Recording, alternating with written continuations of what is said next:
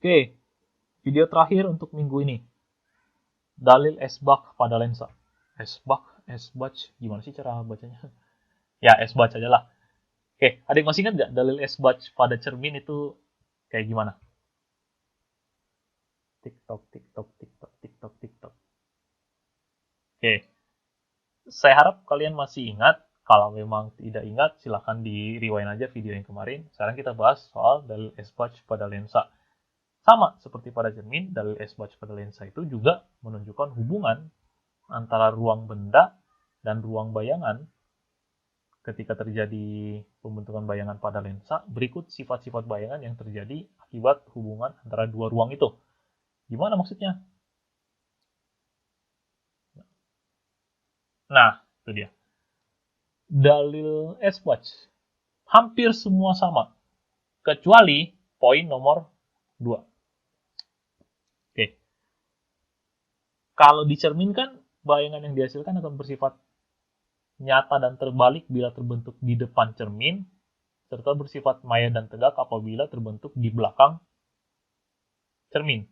Nah, kalau pada lensa, justru akan ada sedikit perbedaan. Nggak kebalik ya, berbeda aja. Untuk setiap benda nyata dan tegak, maksudnya itu kalau bendanya itu diwakilkan kayak gini, bayangan yang dihasilkan akan bersifat nyata dan terbalik kalau terbentuk di belakang lensa. Artinya kalau bendanya di situ, ini ada lensa nih, bayangannya terbentuk di belakang, pasti bayangannya akan kayak gini. Serta bersifat maya dan tegak apabila terbentuk di depan lensa. Nah, sama juga nih, kalau bayangan bendanya kayak ini tadi, tapi bayangan itu terbentuk di depan lensa, bayangannya pasti terbentuknya maya dan tegak. Nah, yang lain sama. Nah, kalau ruang bayangan lebih gede daripada ruang benda, bayangannya diperbesar. Kalau ruang bayangan lebih kecil daripada ruang benda, maka bayangannya diperkecil. Gimana contoh penggunaannya? Nih, tentukan sifat bayangan dari sebuah benda yang diletakkan sejauh 8 cm di depan lensa cembung yang jarak fokusnya adalah 3 cm. Apa yang harus dicari duluan? Yang harus dicari terlebih dahulu adalah tentukan jarak bayangan, noise action.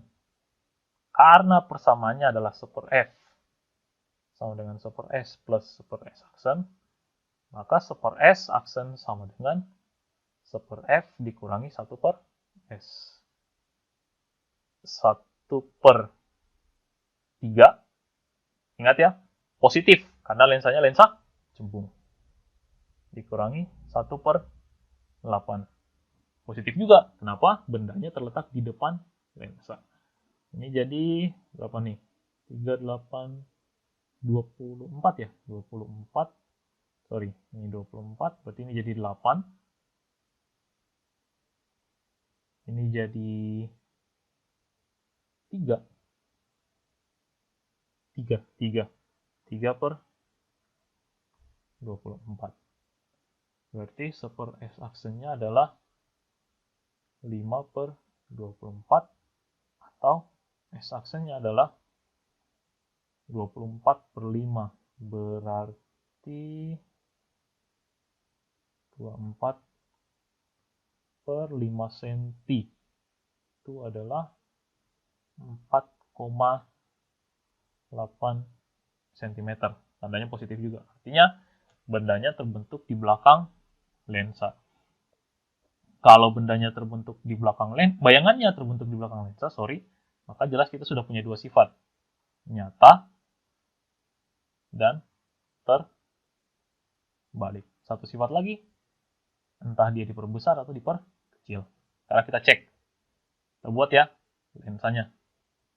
Lensanya kita buat dulu skemanya deh. Set. Itu sumbu utama. Sumbu utama. Ini aduh miring. Nah, ini adalah lensa cembung. Di sini adalah F-nya. Ini adalah 2F atau R. Di sini juga sama nih. Ini F-nya. Ini adalah 2R. 2F. Nah, ini kan 3 nih. 2F berarti 6 dong. Nah, bendanya terletak sejauh 8 cm. Berarti kalau ini 3, ini 6, bendanya terletak di sini. Mana nih? Di sini, 8. Set. Terus, bayangannya terletak 4,8. 4,8 itu terletak di antara 3 dan 6. 4,8 di sinilah kurang lebih ya. Oh, udah tahu nih, nyata terbalik.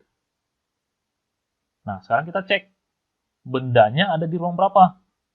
Ruang 1, ruang 2, ruang 3.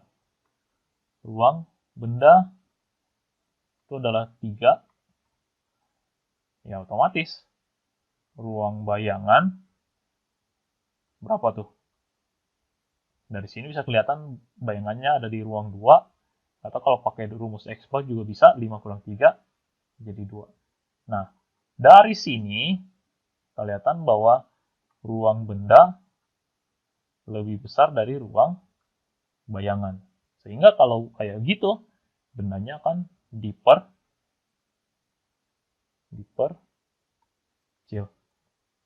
Artinya, sifat bayangan yang dibentuk dari sebuah benda yang diletakkan sejauh 8 cm di depan lensa cekung yang fokusnya 3 cm itu adalah nyata, terbalik, dan diperkecil dengan jarak bayangan adalah 4,8 cm. Oke? Nah, demikianlah video-video untuk minggu ini. Minggu depan kita akan lanjutkan tentang penerapan dari cermin dan lensa pada alat-alat optik. Akan sedikit lebih berat, jadi silakan bersiap-siap. Oke, sampai ketemu di video berikutnya.